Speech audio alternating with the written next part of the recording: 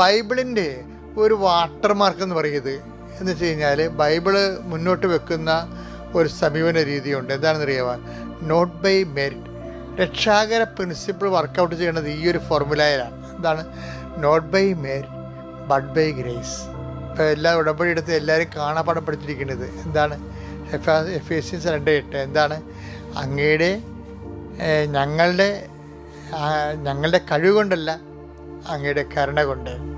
അത് തന്നെ, അത് ബൈബിൾ സംസ്കാരത്തിൻ്റെയും സമ്പ്രദായത്തിൻ്റെയും ഒരു സമ്യക് രൂപമാണ്. എന്താ കാര്യം? അതാണ് അപ്പം കൊണ്ട് മാത്രമല്ല, അതാണ് നോട്ട് ബൈ മെറിറ്റ്.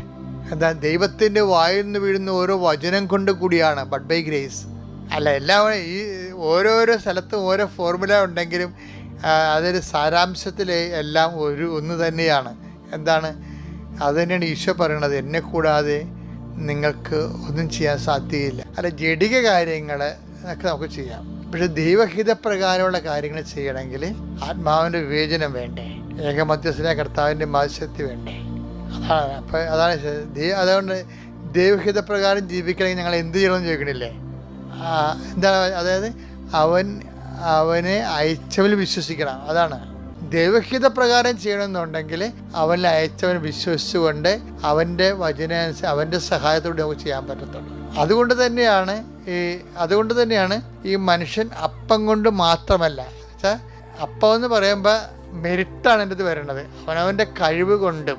ദൈവത്തെ മാറ്റി നിർത്തിയാലും മനുഷ്യന്മാർ എന്തെല്ലാം കാര്യങ്ങൾ ചെയ്യുന്നുണ്ട്. അതിനെല്ലാം ബൈബിൾ ബ്രെഡ് എന്നുള്ളൊരു വാക്കാണ് ഉപയോഗിക്കുന്നത്. അപ്പോൾ മനുഷ്യൻ ജീവിക്കണം എന്ന് പറയുമ്പോൾ ബ്രെഡ് കൊണ്ട് ജീവിക്കാൻ പറ്റും, ചാകണ വരെ ജീവിക്കാൻ പറ്റും. പക്ഷെ ബൈബിൾ അങ്ങനെയല്ല. ജീവിക്കുക എന്ന് വെച്ചാൽ ബൈബിളിനെ സംബന്ധിച്ചിടത്തോളം എന്താണ്?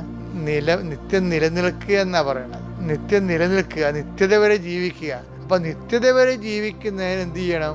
അത് അപ്പം കൊണ്ട് മാത്രമല്ല, എന്ത് ചെയ്യണം? ദൈവത്തിൻ്റെ വായിൽ നിന്ന് വരുന്ന ഓരോ വചനം കൊണ്ട്